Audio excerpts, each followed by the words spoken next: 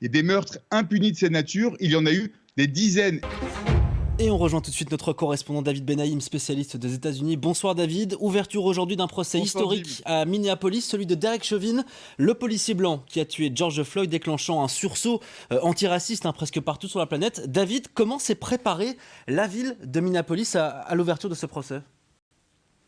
Le centre-ville de Minneapolis semble être totalement en état de siège depuis quelques jours, avec les barricades de plus de 2,50 m qui ont été érigées pour entourer le tribunal situé au cœur de la ville, mais encore davantage depuis ce matin, avec plus de 2000 soldats de la garde nationale qui ont été déployés et qui sont soit en poste, soit sur le qui-vive en cas de débordement. Ces barricades sont une grande première pour un procès de ce type. Il y a bien quelques manifestants aux alentours qui réclament justice pour George Floyd, mais tout reste extrêmement pacifique pour le moment. D'ailleurs, les défenseurs des droits civiques dénoncent cette mise en place hyper sécuritaire comme étant une présomption de criminalité contre la communauté afro-américaine.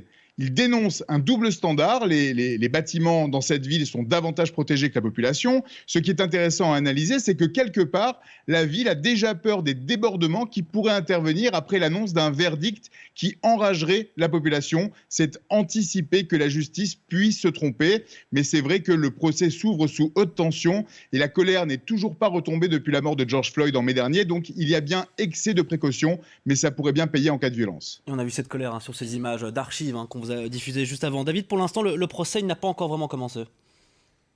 Oui, Jim, pour l'instant, les audiences n'ont toujours pas commencé. En effet, le procureur et la défense ont entamé un processus de sélection du jury. 12 hommes et femmes qui vont juger ce policier blanc qui est accusé pour l'instant du meurtre ou homicide au second degré. Le juge pourrait accepter de rajouter une charge, meurtre au troisième degré, qui permettrait au procureur de monter son plaidoyer pour une condamnation très forte, tout en s'assurant que le policier écope au moins de cette charge plus minime.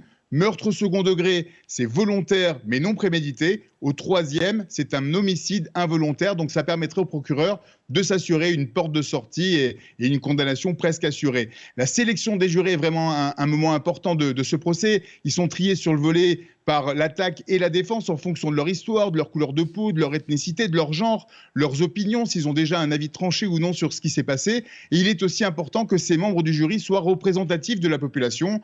Dans le passé, de nombreux Noirs ont été jugés par 12 personnes blanches. Autre exemple, si un ancien policier est sur les bancs, il est probable qu'il soit évincé pour laisser place à plus de neutralité. Même chose s'il y a un militant Black Lives Matter qui fait partie des jurés potentiels. Donc ce processus va prendre des semaines, mais c'est un moment qui pourrait définitivement influencer le jugement final. David, on a vu ce témoignage d'une manifestante. Au regard de la jurisprudence en matière de condamnation des policiers pour violence, est-ce que les défenseurs des droits civiques croient réellement à une possible condamnation ? Oui, elle a raison. Il est important de savoir que seuls 2% des policiers qui ont fait face à la justice pour ce genre d'accusation, pour des faits similaires, c'est-à-dire un membre des forces de l'ordre qui a tué un homme noir non armé pendant une arrestation, seuls 2% d'entre eux ont été condamnés, et souvent pour des homicides involontaires. Aucun d'entre eux pour meurtre ou pour meurtre avec préméditation. Donc vous savez, les procureurs, le système judiciaire aux États-Unis travaillent au quotidien avec la police. Ils ont besoin d'eux pour leur procès, ils sont témoins au tribunal, ils se lient des amitiés, et puis ils sont aussi élus. Les procureurs sont des élus aux États-Unis, et c'est vraiment important de le souligner. Donc ils ne répondent pas du tout aux mêmes exigences de ce que la justice peut attendre en Europe, par exemple. Donc les défenseurs des droits civiques sont extrêmement dubitatifs sur le résultat de ce procès qui a toute l'attention du pays. D'ailleurs, le mouvement Black Lives Matter semble être récent pour le reste du monde. Mais après chaque meurtre de ce type, il y a eu des manifestations importantes dans les villes affectées et des meurtres impunis de cette nature. Il y en a eu des dizaines également, avec des témoignages vidéo et une indignation nationale. La différence, c'est que le mouvement a une traction à un niveau supérieur en mai dernier, et ce procès pourrait totalement faire jurisprudence dans le pays pour des faits de ce type dans le futur. Donc il y a un optimisme modéré, mais il y a tellement eu de lieux dans le passé, avec la mort d'Eric Garner, par exemple, à Staten Island, qui a été arrêté pour vendre des cigarettes à la sauvette.